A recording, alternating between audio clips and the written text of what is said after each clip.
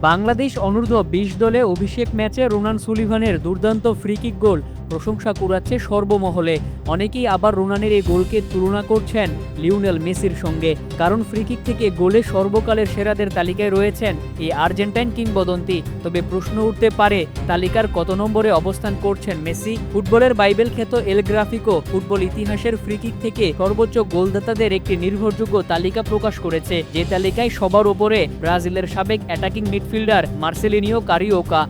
নিজ দেশের ক্লাব ছাড়াও ইউরোপ, জাপান ও সৌদি আরবের লিগে খেলে ফ্রি-কিক থেকে তিনি মোট ৭৮টি গোল করেছেন।